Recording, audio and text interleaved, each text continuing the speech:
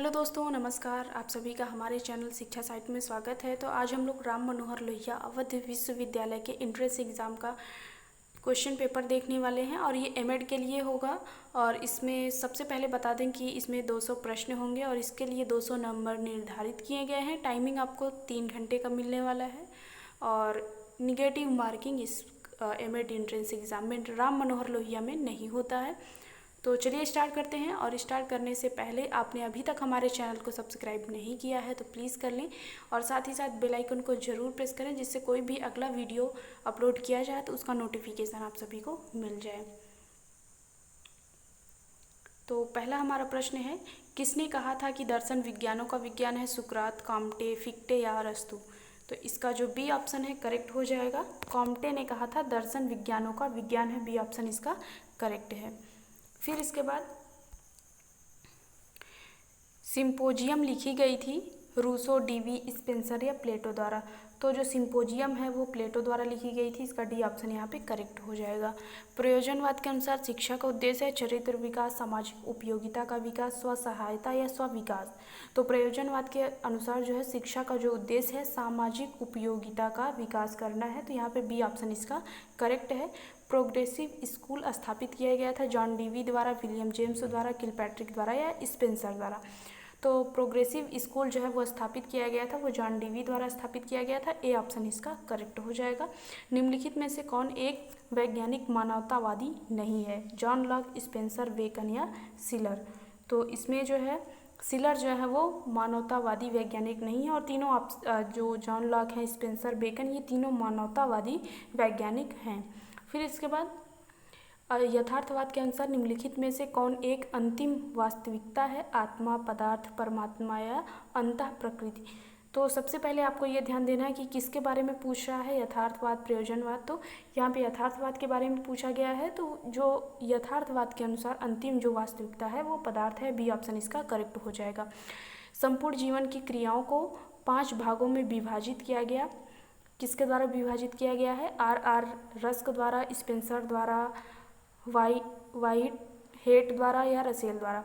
तो यहाँ पे जो करेक्ट आंसर हो जाएगा वो स्पेंसर द्वारा जो है 5 भागों में विभाजित किया गया है।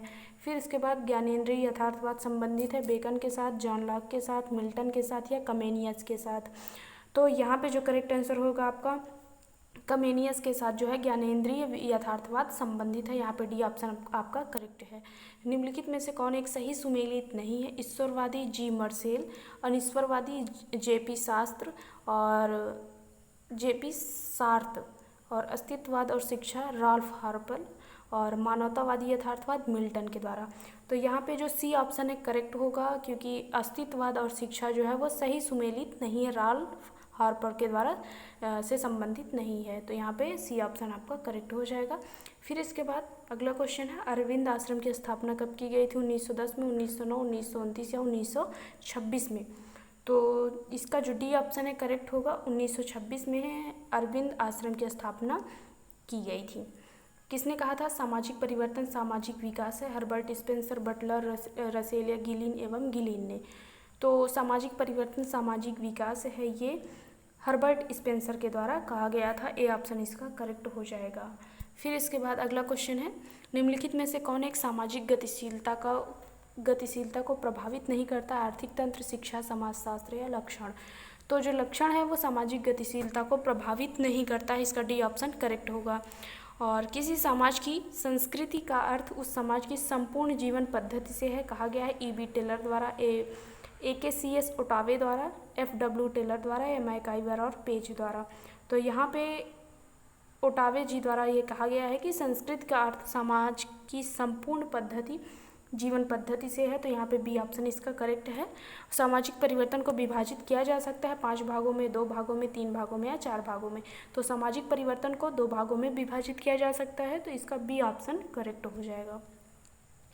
और फिर इसके बाद निम्नलिखित में से कौन एक सही सुमेलित नहीं है? जनतांत्रिक विचारधाराओं का ज्ञान, C.V. गुड, और विद्यालय को प्रभावित करने वाले सामाजिक कारकों का अध्ययन, हैरिंगटन, समाज में शिक्षक का स्थान, शैक्षिक समाजशास्त्र का क्षेत्र, संस्कृति के संरक्षण और विकास में सहयोग, शैक्षिक समाजशास्त्र? तो यहाँ पे ए ऑप्शन इसका करेक्ट है, जनतांत्रिक विचारधाराओं का ज्ञान जो है वो सीवी गुड से सुमेलित नहीं है। और बी ऑप्शन है प्रभावित विद्यालय को प्रभावित करने वाले सामाजिक कारकों का अध्ययन हैरिंगटन से संबंधित है। समाज में शिक्षक का स्थान शैक्षिक समाजशास्त्र का क्षेत्र है और संस्कृत के संरक्षण और विकास के में सहयोग जो है वो शैक्षिक समाजशास्त्र का संबंधित है। फिर इसके बाद अगला है आदर्श समाज के निर्माण में शिक्षा की भूमिका बहुत कम है, अधिक या बहुत अधिक है।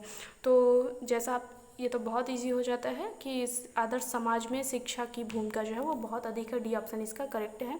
इसके बाद है निम्नलिखित में से असत्य कथन का चयन कीजिए। सभी सांस्कृतिक परिवर्तन सामाजिक परिवर्तन है, सामाजिक परिवर्तन शिक्षा को प्रभावित करता है और सभी सामाजिक परिवर्तन विकास उन्मुख होते हैं, सभी सामाजिक परिवर्तन सांस्कृतिक परिवर्तन नहीं है। तो यहाँ पे सी ऑप्शन इसका जो है सभी सामाजिक परिवर्तन विकास उन्मुख होते हैं, तो यहाँ पे सी ऑप्शन इसका करेक्ट हो जाएगा। फिर अगला प्रश्न देखते हैं। शिक्षा का समान अवसर सुनिश्चित करता है सामाजिक गतिशीलता, सामाजिक व्यवस्थापन को, संतुष्टि को या उपयुक्त सभी को। तो इसमें जो है शिक्षा का समान अवसर जो है वो सामाजिक गतिशीलता को भी सुनिश्चित करेगा, सामाजिक व्यवस्थापन को भी, संतुष्टि को भी। तो यहाँ पे डी ऑप्शन इसका करेक्ट हो जाएगा। और इसके बाद अगला प्रश्न है सामाजिकरण निकट रूप से इसके साथ संयोजित है बौद्धिक सामाजिक स्तर या भावात्मक या आध्यात्मिक। तो यहाँ पे ए ऑप्शन इसका करेक्ट हो जाएगा, सामाजिकरण निकट रूप से बौद्धिक स्तर से के साथ संयोजित है। और अपनी परिभाषा में सचेतन प्रतिभाग की संकल्पना को कौन समाहित करता है, मैकाइवर और पेज, एच मेंजर, लैपियर या लॉलकॉट पार्सन्स। तो यहाँ पे 20 का जो करेक्ट आंसर हो जाएगा वो एच मेंजर द्वारा जो है वो सचेतन प्रतिभाग की संकल्पना एच मेंजर द्वारा दी गई है। और मेंटल हाइजीन शब्द प्रचलित किया गया था वर्ष 2011 में एडोल्फ मेयर द्वारा, वर्ष 1911 में एडोल्फ मेयर द्वारा, वर्ष 1910 में जेम्स ड्रेवर द्वारा, 1910 में एडोल्फ मेयर द्वारा या 1911 में जेम्स ड्रेवर द्वारा। तो मेंटल हाइजीन का जो शब्द प्रचलित हुआ था वो 1910 में एडोल्फ मेयर द्वारा, 1911 में एडोल्फ मेयर द्वारा प्रचलित किया गया था। व्यक्तित्व का अंतर्मुखी और बहिर्मुखी वर्गीकरण दिया गया था एडलर द्वारा, फ्रायड द्वारा, सी.जी. युंग द्वारा या पी.बी. युंग द्वारा। तो यहाँ पे सी ऑप्शन इसका करेक्ट हो जाएगा, अंतर्मुखी और बहिर्मुखी का वर्गीकरण सी.जी. युंग द्वारा दिया गया था, सी ऑप्शन इसका करेक्ट है। फिर इसके बाद कैटल के सील गुण सिद्धांत में गतिमान सील गुण कितने प्रकार के हैं, 2, 3, 4 या 5। तो इसका जो करेक्ट आंसर हो जाएगा वो कैटल के सील गुण सिद्धांत में गतिमान सील गुण 3 प्रकार के हैं, तो बी ऑप्शन इसका करेक्ट है। फिर इसके बाद एडलर के अनुसार निम्नलिखित में से कौन एक वर्गीकरण बच्चों का है, परापेक्षी प्रारूप, नैतिक प्रारूप, सामाजिक प्रारूप या दाता प्रारूप। तो एडलर के अनुसार जो बच्चों से संबंधित है वो परापेक्षी प्रारूप है, ए ऑप्शन इसका करेक्ट है। फिर इसके बाद अंतर्नोद न्यूनीकरण सिद्धांत दिया गया था स्किनर द्वारा, आलपोर्ट द्वारा, थॉर्नडाइक द्वारा या हल द्वारा। तो इसका डी ऑप्शन करेक्ट हो जाएगा, हल द्वारा अंतर्नोद न्यूनीकरण सिद्धांत दिया गया था। किसने कहा था कि अधिगम का सर्वोच्च राजमार्ग अभिप्रेरणा है, गुड, स्किनर, एडरसन या वुडवर्थ। तो ये एक बहुत ही प्रचलित परिभाषा है अधिगम की। तो अधिगम का सर्वोच्च राजमार्ग अभिप्रेरणा है, ये स्किनर द्वारा दिया गया था। निम्नलिखित में से किस एक के अनुसार दंड एक उत्प्रेरक है, स्टीवेंसन, आलपोर्ट, रॉबर्ट या सोलोमन। तो दंड एक उत्प्रेरक है, ये सोलोमन द्वारा बताया गया था। निम्नलिखित में से कौन एक गतिविधि सामान्यतः बुद्धि की संरचना या क्षमता को जानने के लिए प्रयुक्त की जाती है, एफ टेस्ट, कारक विश्लेषण, टी टेस्ट, काई वर्ग परीक्षण। तो यहाँ पे 28वें का बी ऑप्शन करेक्ट है, कारक विश्लेषण जो है वो सामान्यतः बुद्धि की संरचना क्षमता को जानने के लिए प्रयुक्त की जाती है, यहाँ पे बी ऑप्शन इसका करेक्ट हो जाएगा। फिर इसके बाद निम्नलिखित में से कौन सा एक मुख्य प्रबलन का उदाहरण माना जाता है, प्रशंसा, घृणा और सम्मान, भोजन या घृणा। तो 29 का जो है वो सी ऑप्शन करेक्ट है, मुख्य प्रबलन का उदाहरण जो है वो भोजन है, तो सी ऑप्शन इसका करेक्ट है। फिर इसके बाद एनिमल इंटेलिजेंस इनकी एक पुस्तक है, I.P. पावलव, J.B. Watson, B.F. Skinner या थॉर्नडाइक। तो डी ऑप्शन करेक्ट है, एनिमल इंटेलिजेंस इनकी पुस्तक है, थॉर्नडाइक की पुस्तक है। इनमें से कौन एक शिक्षण का परिवर्त्य नहीं है, परतंत्र, स्वतंत्र, संस्तुत या मध्यवर्ती। तो शिक्षण का परिवर्त्य नहीं है ये पूछा गया है। तो इसका जो करेक्ट आंसर होगा वो संस्तुति, इसका सी ऑप्शन करेक्ट है। फिर इसके बाद शैक्षिक प्रौद्योगिकीविद को शैक्षिक अभियंता किसने कहा? फिन ने, डब्ल्यू चार्टर्स ने, लुम्सडेन ने या डोनाल्ड एली ने? तो यहाँ पे 32 का जो बी ऑप्शन है, डब्ल्यू चार्टर्स ने शैक्षिक प्रौद्योगिकीविद को शैक्षिक अभियंता कहा है। तो बी ऑप्शन इसका करेक्ट हो जाएगा। और अगला क्वेश्चन है, इनके अनुसार शैक्षिक तकनीकी के 5 अर्थ हैं, ग्रेसन, गिम्बसन, मिचेल या चैपमैन। तो 33 का करेक्ट आंसर हो जाएगा सी, मिचेल ने शैक्षिक तकनीकों को 5 अर्थ बताए हैं। तो यहाँ पे सी ऑप्शन करेक्ट हो जाएगा। इनके अनुसार शिक्षण के 3 स्तर पहचाने गए, बीगे और मॉरिसन, बीगे एवं हंट और मॉरिसन या हंट। तो 34 का करेक्ट आंसर हो जाएगा बीगे और हंट। शिक्षण के 3 स्तर पहचाने गए। तो बी ऑप्शन इसका करेक्ट है। संप्रेषण है एक उद्देश्यपूर्ण क्रिया, सब जगह नहीं मिलने वाला, एक सादृश्य संबंधी अवाचिक नहीं होने वाली क्रिया, एक संदर्भहीन क्रिया। तो 35 का ए ऑप्शन करेक्ट है, एक उद्देश्यपूर्ण क्रिया। फिर इसके बाद the science of learning and the art of teaching, इनका एक पत्र था, थॉर्नड्राई, गेने, ब्रूनर या स्किनर। तो 36 का डी ऑप्शन करेक्ट है, स्किनर का पत्र था। फिर इसके बाद श्रव्य दृश्य सहायक सामग्री के चयन की कसौटियों की संख्या है 37। तो इसमें ऑप्शन है 4, 5, 6 या 7। तो 37 का करेक्ट आंसर सी है, श्रव्य दृश्य सहायक सामग्री के चयन की कसौटियों की संख्या जो है वो 6 है। फिर इसके बाद संकल्पना संप्राप्ति प्रतिमान किसके द्वारा दिया गया? डेविड आशुवेल, जेरोम ब्रूनर, हिल्डा डाबा या कार्ल रोजर्स। तो 38 का बी ऑप्शन करेक्ट है, बी ब्रूनर द्वारा संकल्पना संप्राप्ति का सिद्धांत दिया गया। अनुदेशन की व्यक्तिगत प्रणाली को इस नाम से भी जाना जाता है, progressive plan, golden plan, promotion plan या केलर प्लान। तो इसका जो केलर प्लान है वो अनुदेशन की व्यक्तित्व प्रणाली के नाम से भी जाना जाता है, डी ऑप्शन इसका करेक्ट है। अगला है दल शिक्षण है 2 प्रकार का, 3 प्रकार का, 4 प्रकार का या कई प्रकार का। तो यहाँ पे जो करेक्ट आंसर हो जाएगा वो 3 प्रकार का है। दल शिक्षण जो है वो 3 प्रकार के होते हैं। तो यहाँ पे बी ऑप्शन इसका करेक्ट है। अगला क्वेश्चन है, वैदिक काल में शिक्षा का माध्यम था संस्कृत, पाली, विशुद्ध संस्कृत या प्राकृतिक। तो यहाँ पे सी है, विशुद्ध संस्कृत जो है वो वैदिक काल में शिक्षा का माध्यम था। तो और आप सभी को बता दें कि ये जो है ये यूनिवर्सिटी द्वारा जो आंसर की जारी किया गया है उसी के अकॉर्डिंग यहाँ पे हम आप सभी को आंसर बता रहे हैं।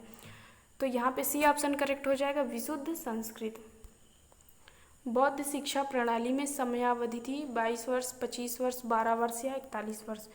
तो यहाँ पे 22 वर्ष जो है बौद्ध शिक्षा प्रणाली की समयावधि थी। फिर इसके बाद विलियम एडम्स को अपना प्रतिवेदन तैयार करने का आदेश किसने दिया था? Lord Auckland, Lord Macaulay, William Bentinck या वारेन हेस्टिंग्स। तो यहाँ पे 33 का सी ऑप्शन करेक्ट है। विलियम बेंटिक ने विलियम एडम्स को अपना प्रतिवेदन तैयार करने का आदेश दिया था। वुड के घोषणा पत्र में कितने अनुच्छेद थे? 50, 150, 110 या 100। तो वुड के घोषणा पत्र में 100 अनुच्छेद या 100 प्रतिवेदन थे। फिर इसके बाद विश्वविद्यालयों में विद्वत परिषद के गठन का सुझाव किसने दिया? भारतीय विश्वविद्यालय आयोग, कलकत्ता विश्वविद्यालय आयोग, भारतीय शिक्षा आयोग या शिक्षा आयोग। तो यहाँ पे कलकत्ता विश्वविद्यालय आयोग ने विश्वविद्यालय में विद्वत परिषद के गठन का सुझाव दिया था। यहाँ पे बी ऑप्शन इसका करेक्ट है। फिर इसके बाद अगला क्वेश्चन हो जाएगा, इनके द्वारा ग्रामीण विश्वविद्यालयों की स्थापना का सुझाव दिया गया? विश्वविद्यालय शिक्षा आयोग, भारतीय शिक्षा आयोग, सैंडलर आयोग या शिक्षा समिति।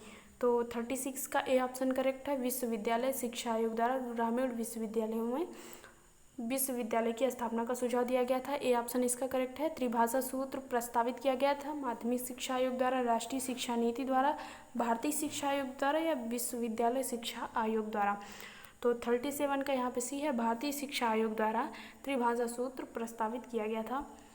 निम्नलिखित में से किस राष्ट्रीय समिति ने सितंबर 1990 में अपना प्रतिवेदन प्रस्तुत किया? जनार्दन रेड्डी समिति, राममूर्ति समिति, यशपाल समिति या राष्ट्रीय शिक्षा समिति। तो 48 का जो करेक्ट आंसर हो जाएगा वो बी ऑप्शन है। राममूर्ति समिति ने 1990 में अपना प्रतिवेदन प्रस्तुत किया।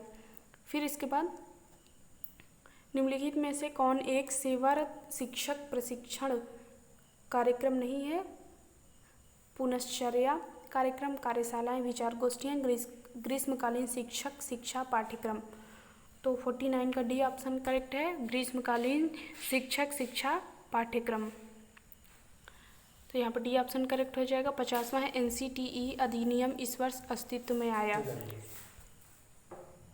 NCTE अधिनियम जो है 1993 ईस्वी में अस्तित्व में आया, तो इसका ए ऑप्शन यहाँ पे करेक्ट हो जाएगा। तो यहाँ पे हमने 50 प्रश्न देखे हैं, टोटल इसमें 200 प्रश्न हैं और पार्ट 2 में इसके अगले 50 प्रश्न हम लोग देखने वाले हैं। तो अगर आपको ये वीडियो पसंद आए तो प्लीज़ वीडियो को लाइक कीजिएगा और अभी तक आपने हमारे चैनल को सब्सक्राइब नहीं किया है तो प्लीज़ कर लें।